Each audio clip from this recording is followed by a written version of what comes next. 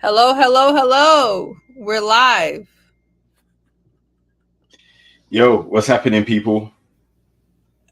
So, you guys don't know us, but we're two sports lovers and we love basketball. So, yeah, we just want to introduce ourselves and we're going to be talking about this Boston Celtics matchup and who we got and who we think is going to play well, is not going to play well. So, my name is Seaway. I go by It's Seaway's World, or It's Seaway World of Hoop.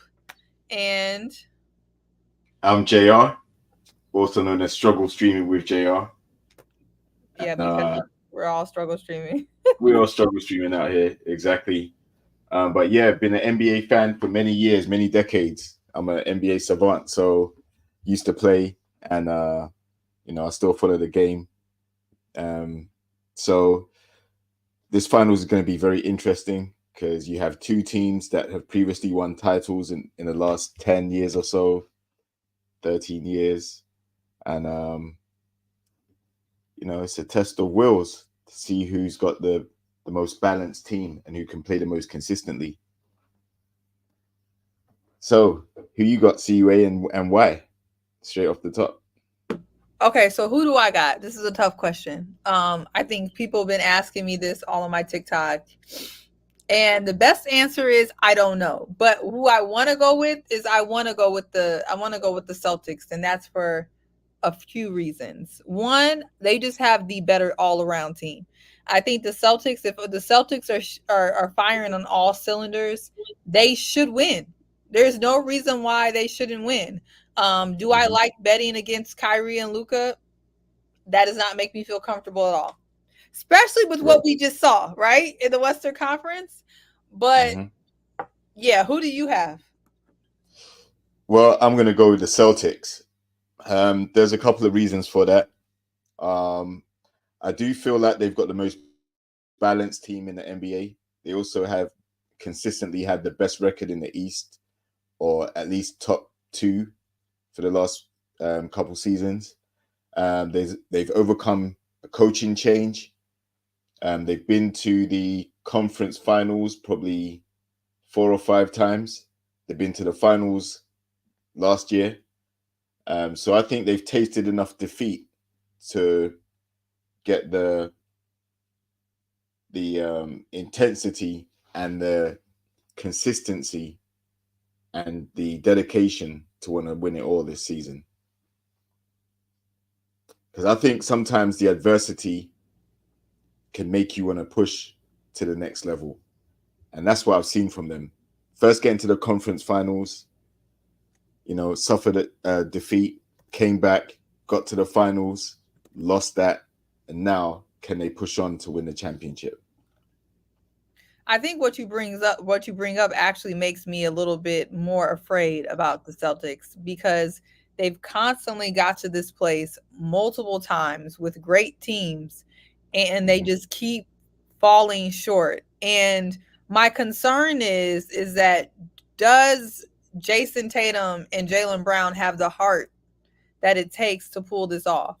Because I Right. know you've seen it. Jason Tatum is already going around. He doesn't want people to call him them a super team. He's already Yeah. managing expectations. Yeah. Does he have what it takes? Does JT have what it takes? The heart, because they're supposed to be the favorite, but everyone knows that they just, when it comes down to it, they don't seem to have that heart, that Mamba mentality. And I think that's why so many people are picking the Mavs. Right. And it's interesting you bring up the Mamba mentality because Jason Tatum was one of the last players coached by Kobe Bryant. So I think there's an expectation that he's going to all of a sudden turn into this. Um, I won't say another version of Kobe, but I think people are expecting him to take the skills and all the mentorship that he took from Kobe and apply it to his own game and develop his own like killer mentality. Um, and you do bring up a good point. Are Jason Tatum and Jalen Brown safe bets to consistently play at a high level, i.e., scoring maybe 30 to 40 points per game in order to get Celtics to win? I think they're capable. They've got the firepower. They've also got enough defensive players around them so they don't have to do everything. But Kyrie and Luka seem to thrive on big game situations. All right. You Right. cannot leave. Like, as soon as Luka crosses half court, you have to D him up because he can hit from long range. Kyrie is not scared to take one, two, three defenders on, drive to the hoop, and finish. Like, he's fearless and he's quite unstoppable when he's got the ball in the paint. So yeah, I think I would give the advantage in that respect in terms of um, who rises to the big game moments. I'll give that to Dallas only because of the way Luca and Kyrie seem to just show no fear when it's crunch time. Yeah, it seemed like the bigger the game, the better they play. Hmm. Where the Celtics tend to play down the competition. I think what this is going to turn on is that, Luka's going to get his points, right? Kyrie's going to get his points. I expect Jason Tatum to get and Jaylen Brown to get their points. I think what it's going to turn on is how effective these role players can be. Because if you're thinking about PJ Washington has never been in this space, right? Nope. Hmm. He's been on a losing team. He's stepped up big so far, but can he step up against worthy competition? You have DJJ. I mean, he was sitting on the Bulls and he wasn't getting any playing time. DJJ though, what I will say is he is always ready. He sits on Hmm. ready. So, Hmm. and then you have Lively, who's fearless, but can he continue that momentum if he actually has to play against Kristoff? And what is he going to do with old man Al Horford? I don't know, right? Hmm. I also think people slept on this part about the Timberwolves series. Luca was able to take every defensive possession off because they were not making him work on defense. All they had to do was worry about Ant. The, Hmm. the Celtics, you cannot take any single defensive possession off. So will Yeah. that slow Luca down? Do you think that's going to slow Luca down? Yeah. Because listen, he doesn't want to become a defensive liability. And when you look at the Celtics offense, all five starters can play outside the key. They can hit threes. Like, all of them can hit threes. Al Horford can hit. Brown can hit. Tatum can hit. Um, who else? Derek White, he can hit. He's been stepping up big time for the Celtics. Drew Holiday can chip in with clutch performances as well. And then when you look at their bench players, Peyton Pritchard, he can hit. So they have they have a lot of players out on the perimeter, and the Mavs will have to come out and guard them. And these are two-way players. Boston are a great defensive team as well. So yeah, the Mavs cannot afford to take any defensive possessions off. So Luka will have to get back. Like, he has to be playing defense. I'm not so worried about Kyrie because Kyrie is a good defensive player. Mavs do have some very tall, athletic bigs, so Mm, they can protect the rim. Gafford as well. Daniel Gafford has been a great signing for the Mavs. Um, mm-hmm. so it's going to be tough.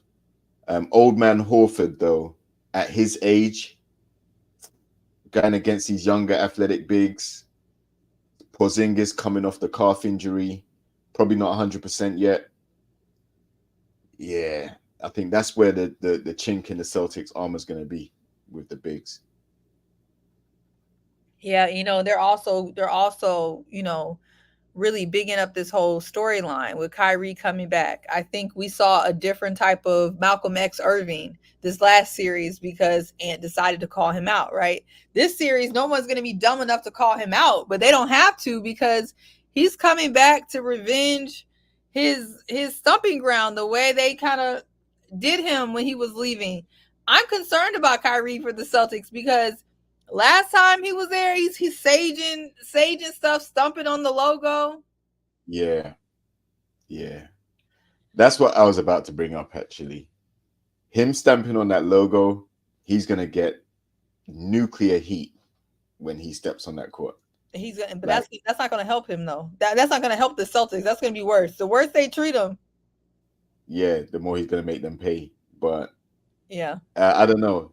He has to keep a cool head as well. He can't let the booze get to him. And the way Boston are going to defend him, they're going to try and It's shut gonna be down that tougher for him. paint so he can't get to the hoop. Yeah. Who you think is gonna match So up against him, Drew? Who you think they're gonna have on Kyrie, Drew? yeah, I think the best person to put on Kyrie is Drew Holiday. And he has the Um, endurance to keep up with them, and he's gonna keep up with them. exactly, exactly.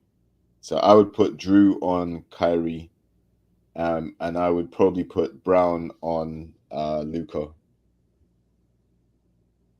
because they're similar size. I think Tatum at 6'10", you got to have him against some of the taller Mavs players, maybe DJJ, and then let Porzingis or Horford deal with Gafford or Lively. But I think Celtics also do have a quite deep bench. And like I said, they're experienced as well. Like they've been to, at least conference finals level. Whereas the Mavericks never even made the playoffs last season, I don't think. So No, they didn't even make the play in. yeah, exactly. So this is new for them. And I think that's what undid the Timberwolves as well. The lack of Great team, experience, right? yeah, lack of experience.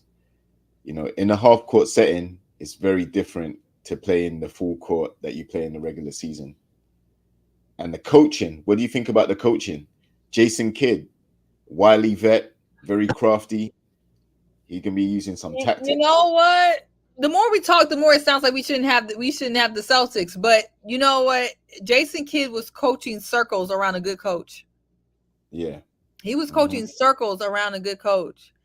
Yeah. But Missoula's Joe he's very cerebral, right? Like I do think that he's gonna think things through, strategies. I don't think he's Mm-hmm. gonna be like Finch and be as kind of stuck in his ways. I think if things aren't working, I think Joe will make adjustments way earlier than we saw with that Minnesota series. So Mm-hmm. I'm not as worried about Joe, but Jason Kidd, they have a thing going. They done figured it out. And I think it's going to be interesting. Mm. And the other thing is, who did J Kidd win his championship with? Who was The with him? Mavs. Oh, the The Mavs. Mavs. Right. Yeah. Yeah. So he's got Luca, who's like the modern Dirk Nowitzki. And it's lit for him. Exactly. So he knows Yeah. what it's like to play with a player like that, and now to coach a player like that. So he's And going to use I some think wily they respect him because they like, look, he won a championship in this building, in these Mm-hmm. jerseys. And I think that helps because Luka cannot be coached by someone that he doesn't respect. So um yeah. So I think we're gonna have to wait and see. Wait this one Yeah. out. We got to check back and see how Kristoff does. I mean, he's back. He's out on the injury report. Mm-hmm. What's going to happen with that? Because you always have to remember, it's very weird when a team gets into emotion when they playing without you, right? Yeah. So to integrate him Back now into the lineup. Mm. for the championship, Yeah. that integration, we'll see. Yeah. I think we're gonna have to check back in after that. I feel like, I mean, what can folks expect? I don't know if we can commit right off the bat, but I would love to do pregame shows, preview shows, and so people could come hang out with us, preview the game, Mm-hmm. talk about how they feel. I think this would be a great community for that. So Yeah. Yeah. I second that. Um, Definitely down for the pre-game, and obviously after every game's played, that gives us a few days because the finals are so spaced out. They're not as right, condensed as the other series. So yeah, like I'm down for that. Can give the viewers some consistent content. yeah. So we got anything else we want to chat about? I mean, I think Um, we're gonna have to wait and see. This is yeah, too we're gonna have to wait unknown. here. We broke down a lot, so I don't think there's anything else that we didn't cover. But if you guys have any thoughts, how do you guys think this is going to go when you watch the replay? Do you think Kristoff is going to integrate well? Do you think we're going to see a strong showing from the Celtics out early?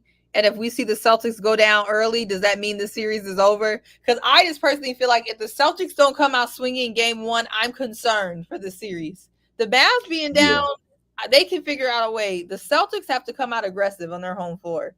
They really do.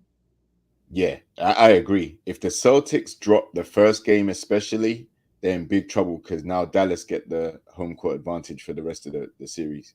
You can't get. Is that how it goes for this?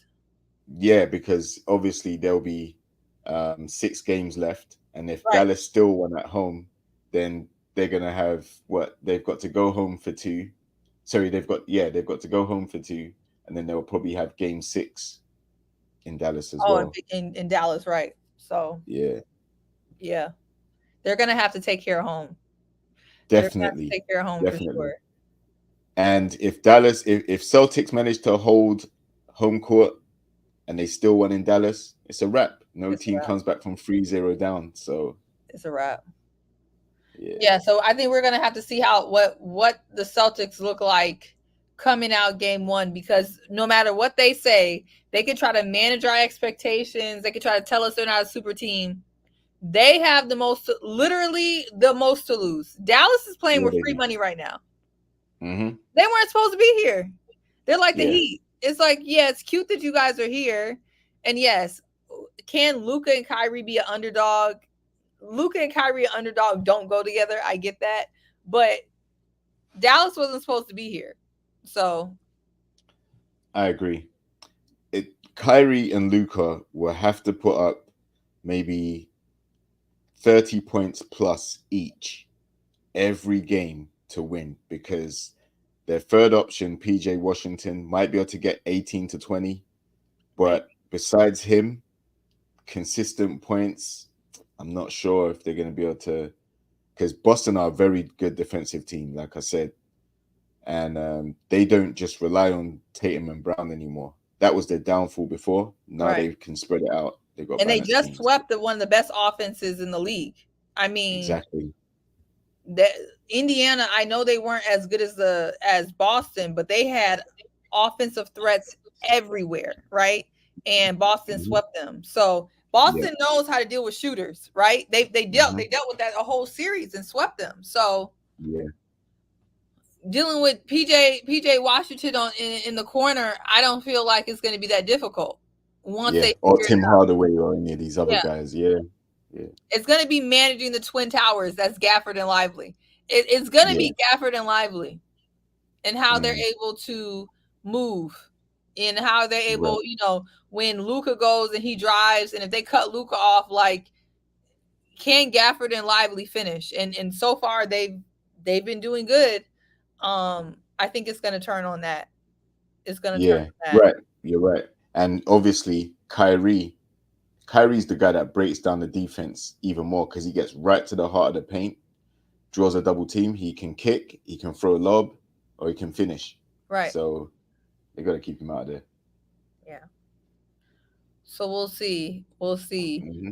Well, I definitely want to catch you guys. Well, of course, we'll aim to do pregame shows just so we can chat. But if not, we'll definitely break down these games, and just really just be a place where we can talk about the stats.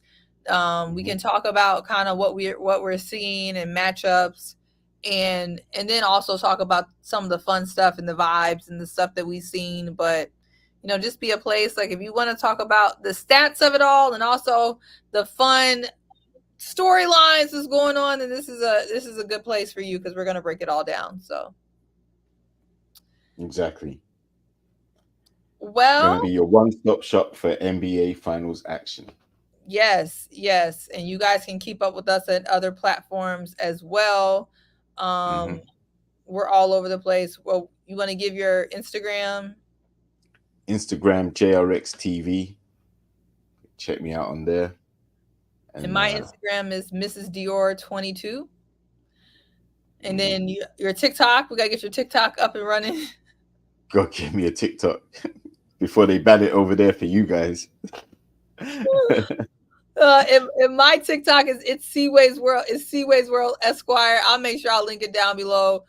There's a great I got a great TikTok sports community going. So you guys make sure you link up with me over there as well. So all right, well, we will see you guys soon. Thanks for joining us and welcome to our safe place, and you guys safe place of hoops, basketball, sports. We love it all. So we'll see you guys soon.